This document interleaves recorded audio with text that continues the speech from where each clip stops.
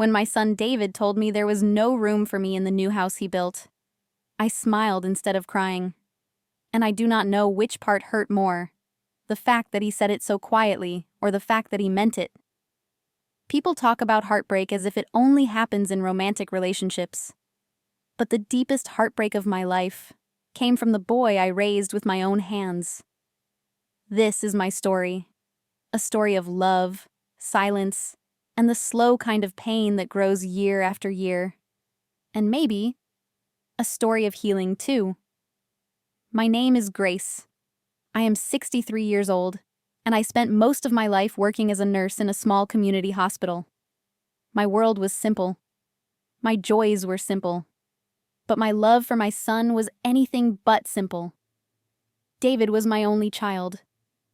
My husband passed away when David was just 14, and from that day on, it felt like the world gave me only one mission: to protect that boy, to give him the life his father wanted him to have. And I did everything I could. I worked night shifts, cleaned houses on weekends, and took care of other people's children during the summers, just to make sure David would never feel the tightness of poverty that I grew up with. I remember writing his name on lunchboxes, sewing little stars on his shirts, and staying awake until he came home from late study sessions. I still remember how he used to hug me from behind while I cooked and say, "Mom, one day I'll buy you a big house, and you won't have to work so hard." I would laugh and say, "David, I don't need a big house. I just need you." Maybe that was my mistake.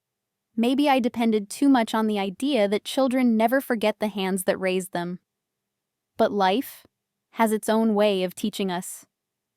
David grew up with dreams bigger than anything I had ever imagined. He studied, worked hard, and was always determined to give himself a life better than mine. I admired that. I encouraged that. And when he met Emma, the soft-spoken, polite girl he would later marry, I thought life was finally rewarding me. She was kind. At least, that's how she seemed. I welcomed her into our home. I gave her everything I could. My blessings, my warmth, my advice. Only when she asked for it. But slowly, very slowly, I started noticing the shift. David's visits home became shorter. Our phone calls became rare. Conversations turned into rushed updates. Sometimes he would speak to me as if I were a stranger trying to interrupt his busy day. Still, I believed this was normal. Children grow up, form lives of their own, and the spaces between hearts grow wider. But I did not know that one day, those spaces would feel like walls. The first sign came when David and Emma started building their new home. It was their dream project, a place they planned for years, saving every dollar, choosing every tile, discussing every color. I cheered for them. I celebrated their joy. I brought them meals on days they worked long hours at the site. Stood beside them, pointing out places where the sunlight fell beautifully. And then one afternoon, while we were walking through the half-built living room, Emma said something that stayed with me. She said, "We're keeping the guest rooms small. We won't have many overnight guests anyway." David didn't look at me when she said it, and I felt something inside me tighten. But I stayed quiet. I always stayed quiet. A few weeks later, David told me they were hosting a small housewarming dinner and that they wanted me to come early to see the finished place. My heart swelled with pride. My son, my little David. He had built something of his own. When I reached the new house, I walked slowly through the hallways, admiring the new paint, the polished floors, the scent of new furniture. I wanted to touch the walls the way a mother touches her newborn child. Every brick felt like a milestone in his life. But I also noticed something else. There were only 2 bedrooms, the master bedroom for them, and a small guest room with a single bed. Just one. Only one. I stood there longer than necessary, pretending to admire the curtains while my heart whispered the truth. There was no place for me in this home. Not even a small corner.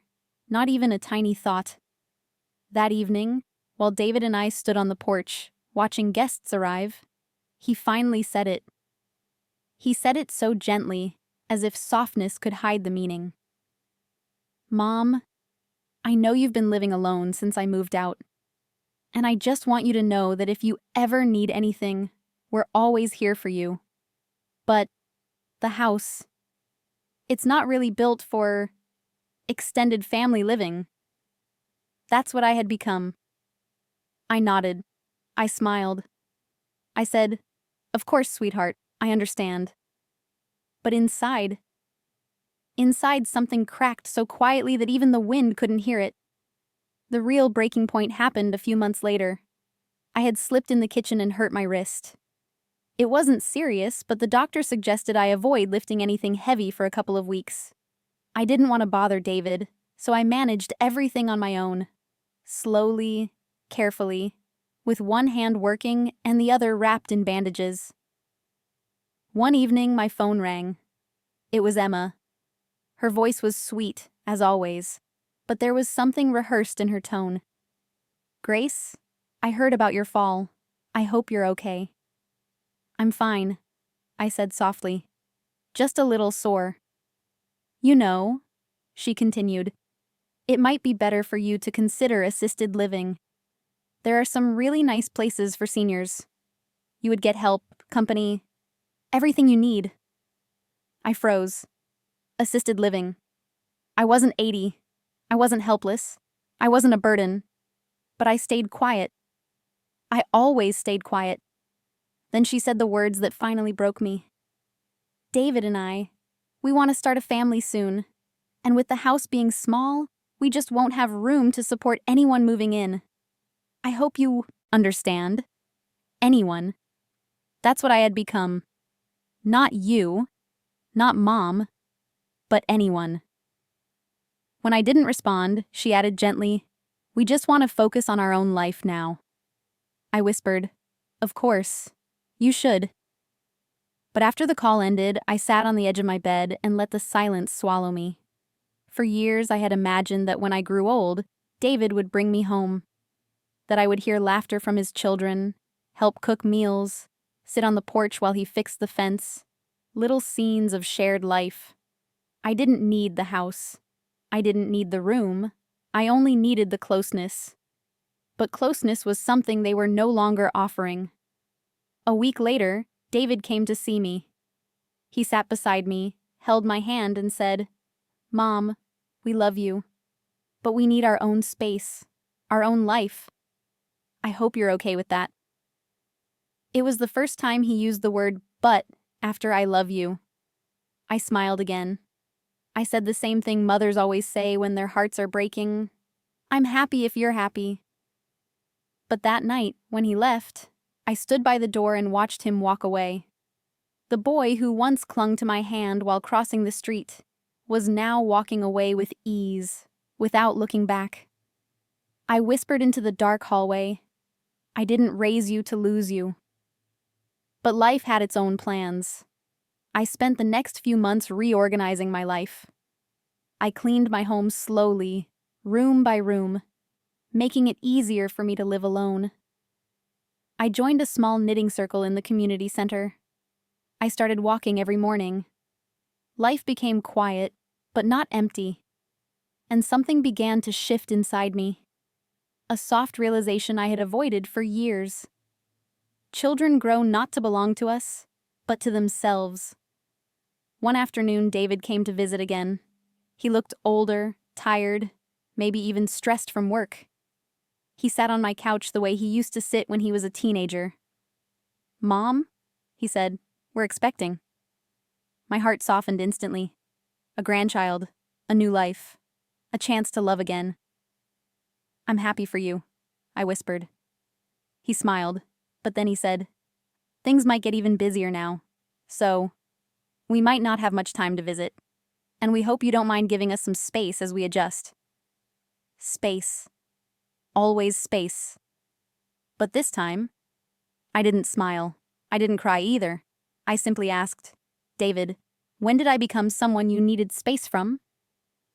He looked surprised, maybe even hurt. Mom, it's not like that. Then what is it like? I asked softly. Because I feel like I did something wrong, and I don't know what. He didn't answer immediately. Maybe because he didn't know. Maybe because life had taken him too far, too fast. Finally, he said, "It's just, people live differently now. We're not used to extended families living together." "And a mother?" I asked. "Where does she belong in this new way of living?" He looked down. I placed my hand on his. My voice, gentle, steady, without blame. "I don't need your house, David. I don't need your room. I don't need anything. But never make a mother feel like she has to ask for a place in her child's life." His eyes softened. Maybe something reached him that day. Maybe not completely, but a little. Before he left, I hugged him, longer than usual, not because I was afraid of losing him, but because I was learning to let him go. Time passed. Emma had a beautiful baby girl. They named her Lily. And when I held that tiny child in my arms, I realized something important. Love does not disappear. It just changes homes. David still doesn't have a room for me in his house. He probably never will. And that's okay. I built my own life slowly. A quiet life. A peaceful life. A life where I am not waiting for anyone to make space for me. David visits more now. Maybe fatherhood reminded him of something he had forgotten. Maybe life has its own way of teaching children what parents feel. Sometimes he holds Lily and looks at me with a softness I haven't seen in years, as if he finally understands how much parents give, and how little they ask for in return. And I learned something too. A mother's love is not measured by the space she gets in her child's house, but by the space she keeps for them in her heart. Even when that heart feels lonely.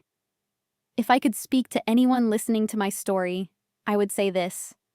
Children will grow. They will build their own worlds. They will leave, and sometimes, they will forget. But mothers, we learn to love from a distance. We learn to smile through closed doors. We learn to hold on without holding tight. Because love, the real kind, does not demand space. It simply stays.